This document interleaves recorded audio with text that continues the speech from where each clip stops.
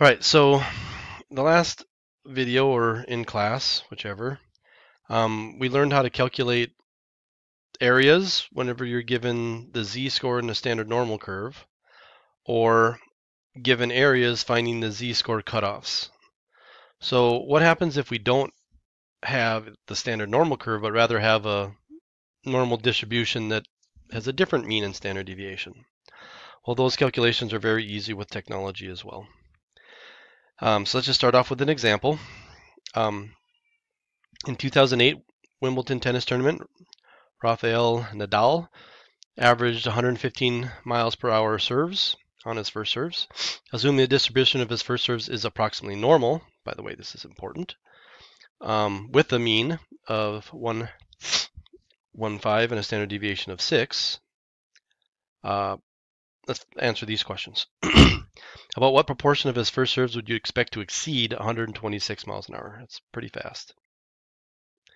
Well, now we have a standard normal, not a standard normal, but now we have a normal curve where the mean is now 115 and the standard deviation is 6. So first of all, let me kind of mention the long way to do this and the shortcut. So the first thing we could do is we could actually calculate the z-score, which is x minus mu over the standard deviation.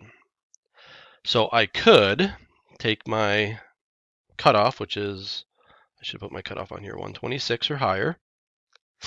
So I could take 126 minus 115 divided by the standard deviation, which is 6. I could type that in my calculator. 126, 126 minus 115 divided by 6. Control Enter. So that's 1.833. And then I could do the standard normal curve with a cutoff of 1.833 and find the area above it, just like I did the previous problems. And this is fine. However, we don't really need to do all that. There's a shortcut for it, and I want to show you guys a shortcut because I don't believe we should have to do these, make these any harder than they need to be made. So we want to find the probability that x is greater than 126. Yes, you could find the probability that your z is greater than 1.833. Or technology can just calculate this directly. I'm sure you guys noticed it before, but when you go to menu, statistics, distributions, and do that normal CDF function, you can change the mean and standard deviation. So if we just do that, 126 to positive infinity, and if you change this to 115 with a standard deviation of 6, basically the calculator will convert it into a z-score for you and find the area above it, 3.3.033. So that's only 3%. And by the way, I could have done normal CDF, the standard normal CDF,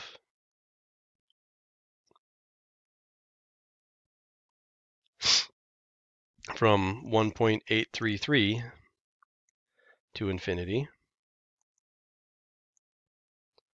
Calculator gets a little wonky there. And left it as a standard normal, and I would have got the same thing. So, yeah, if you want to convert it into a z-score and do some extra work, I guess go right ahead. However, as long as we draw our sketch, identify our mean and standard deviation, do the cutoffs, that's really good enough. So that makes these pretty much no different than the others. Mean is 115. Standard deviation is 6. I want the area between 100 and 110. So 110 is about right there. 100 is maybe down here. I don't know. About somewhere around there. This is a probability that x is between 100 and 110. Again, if you want to convert both of these to z-scores and use that formula, you can. But let's make it easy on ourselves. So this is 110. Ooh, not 1010. To, wait, I think it was 100 to 100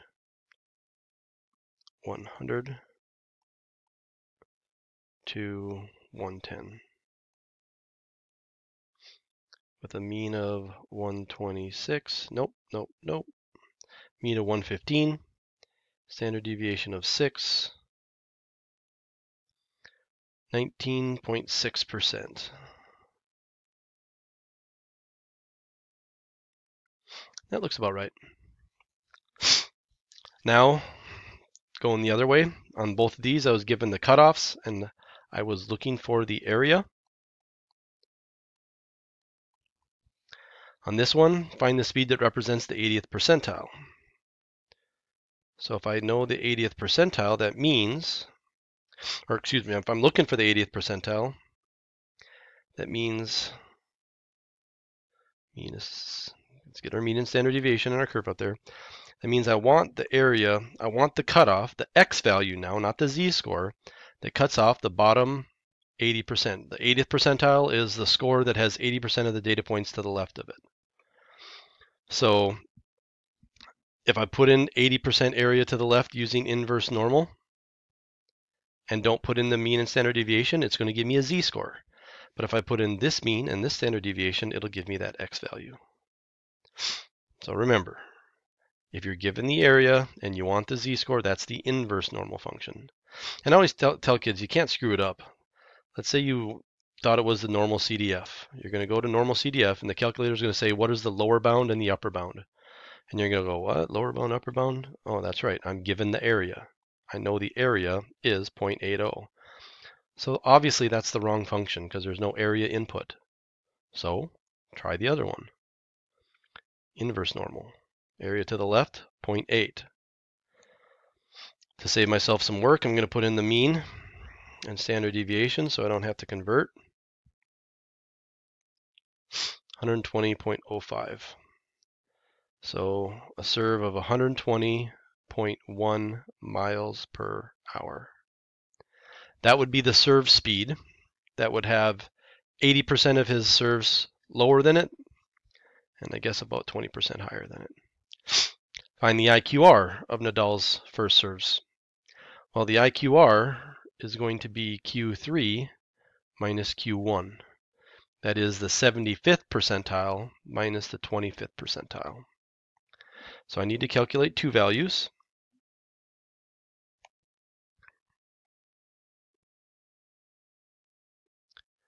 Mean 115, standard deviation 6. I need to calculate the score that cuts off the bottom 25%, and I need the score that cuts off the the bottom 75%.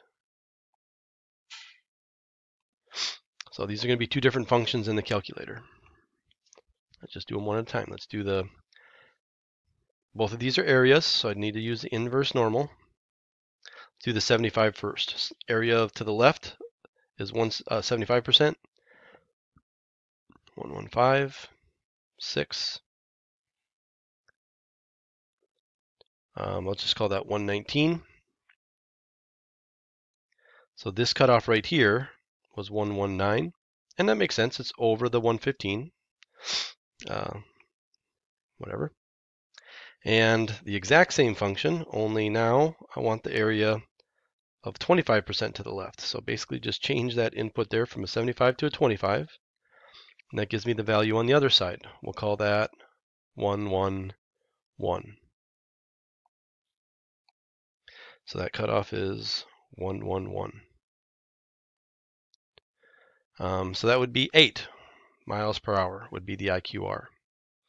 You could actually put this all in one function if you wanted to get fancy. You could say the IQR is inverse normal of that. That's basically Q3 minus inverse normal of that. So there we go. The IQR is, this is Q3 and this is Q1. So hit enter. 8.09. That's a little bit more accuracy if you want it, I guess. I don't know. AP Stat not real big on sig figs and all that stuff. So 8.09 miles per hour. All right. A different player has a standard deviation of 8 miles an hour on his serves, and 20% of his serves go less than 100 miles an hour.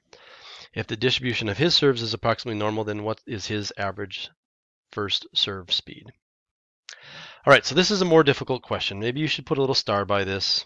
This is kind of like a guaranteed test question. Basically, I'm not going to lie to you guys. A lot of teachers don't let kids use these commands because they want you to calculate the z-scores. Convert these x's into z-scores. My philosophy is, if I want to test on these z-scores, I'm going to do it in a more clever problem. For example, something like this. On this one, you have to use that z-score formula in order to do it. So let me show you how.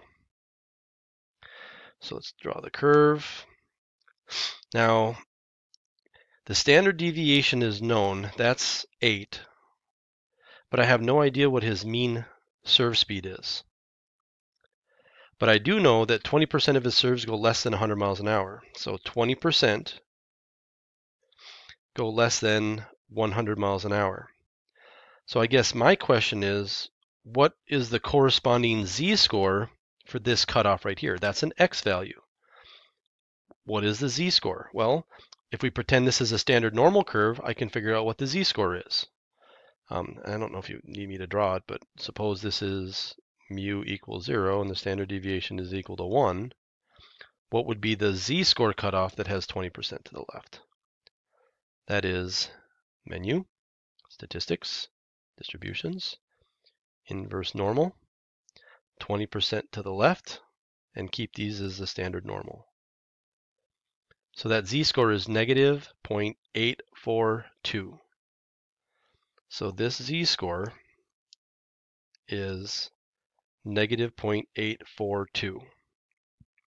All right, so if I know both the z-score and the x value for this point, these are corresponding points that are both the 20th percentile, I can use my z-score formula to find the unknown mean.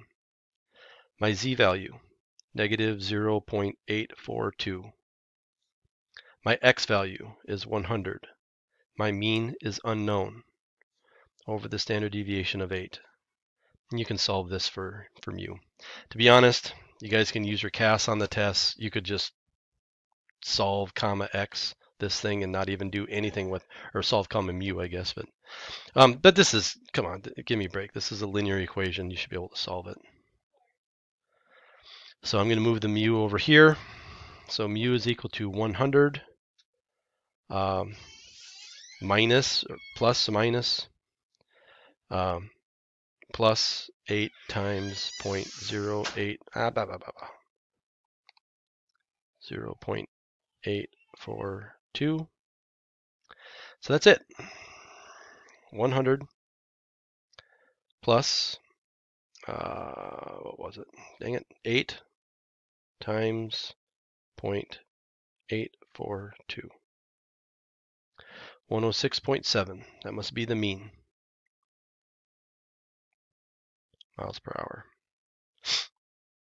If you wanted to see this using the solve feature, that's fine too. Algebra, solve. I can even go up here and grab this calculation so it's a little more accurate. Equals 100 minus, I'll put m in for the mean, over 8 for the standard deviation. Then just put a comma m. Oh crap. What did I do? Control, undo. Comma m. That gets it a little bit more precision because I rounded to the 842. Again, we don't really care about, we're not testing whether you know your algebra and when you can solve a linear equation. Do you understand how to set up the picture? Do you understand how to find the z-score that corresponds to that and use this formula to find your mean.